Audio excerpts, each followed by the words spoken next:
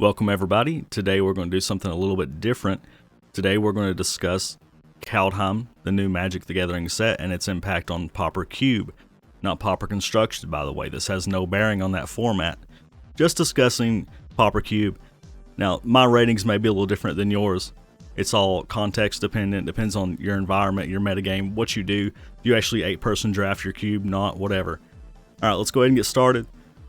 The first one, honorable mention, by the way, and I think it's a great card in a vacuum for Cube, is Shimmerdrift Veil.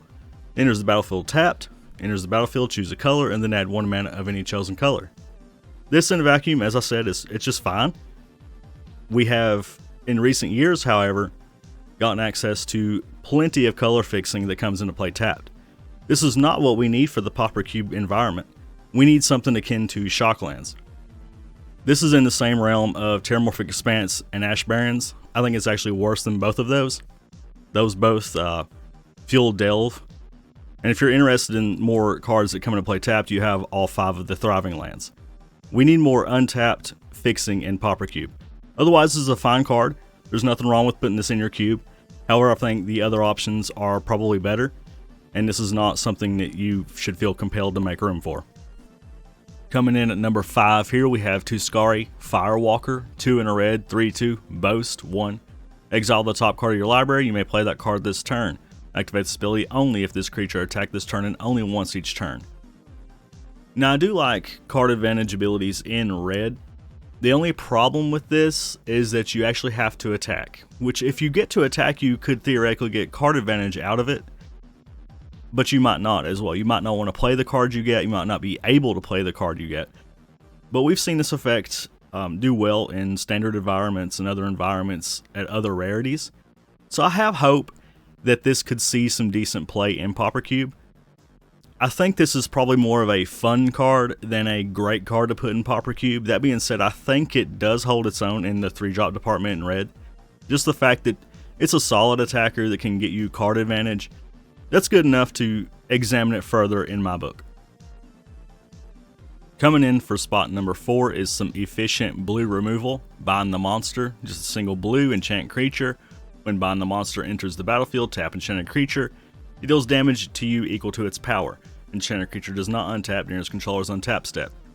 Now for me, immediately this draws Vendetta to my mind. This is basically a blue Vendetta, but worse. But that's fair. I mean, black's supposed to be the color of removal, blue is not. A better comparison would probably Bubble Snare from Zendikar Rising, or Narcolepsy, or even Sensory Deprivation.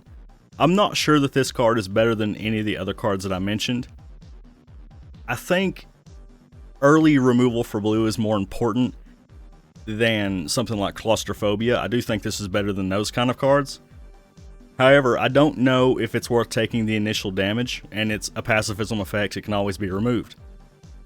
I think something like Sensory Deprivation is probably better in most Pauper Cubes, at least mine. I use shadow creatures, and most efficient creatures can be handled by Sensory Deprivation. That being said, this is definitely an option, and it belongs up there with the rest of the cards mentioned. My pick for number 3 spot may actually surprise some people. Augury Raven, 3 in blue, 3/3 flyer, 4-tail, 1 in blue. During your turn, you may pay 2 and exile this card from your hand face down, cast it later for its 4-tail cost. Now this is a strictly better Phantom Monster, which may not be impressive to a lot of people who don't play much Pauper Cube, but Phantom Monster's stats are actually very acceptable. And having a strictly better Phantom Monster, words are hard, it's pretty good in my book. Now 4-tail, I'm not really sure how I feel about it. I think 4-tail gets better the more 4-tail cards you're including in your cube. It's kind of has the problem that Morph has. If you only play a couple Morph cards in your cube, everybody can guess what you have. However, if I 4-tail this on turn 1 and I have several other 4-tail cards in my cube, you don't know if I have an Augury Raven or whatever else from the set. That being said, even if this is only 4-tail card in your cube, I do think it's worth looking at.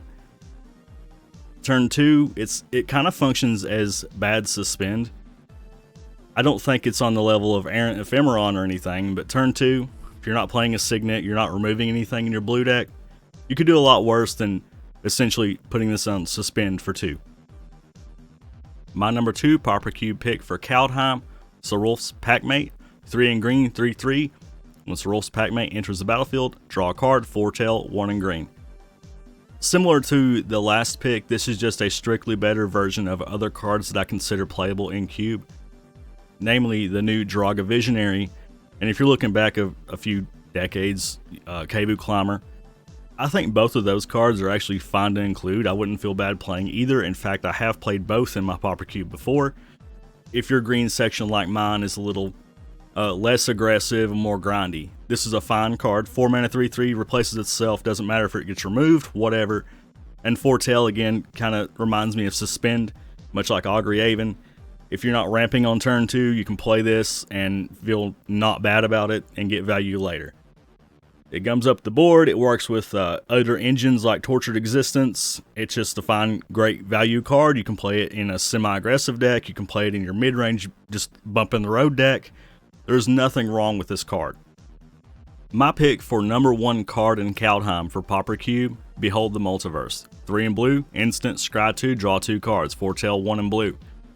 Pretty simple, but it's also pretty powerful. This is in the same realm of cards like Hieroglyphic Illuminations, Reign of Revelations, 4C. Is it better than any of those cards? I can't say that it is, but I don't think it's worse, and I think those cards are some of the best blue cards in all of Magic. At least commons anyway, right? So I think Behold the Multiverse, while it's not necessarily needed in Pauper Cube, I think that it might be on raw power level one of the most powerful cards in Kaldheim, if not the most powerful.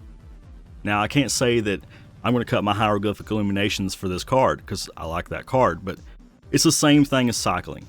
Foretell turn 2, if you're not doing anything else, foretell it. It's basically suspend, it lets you use your mana.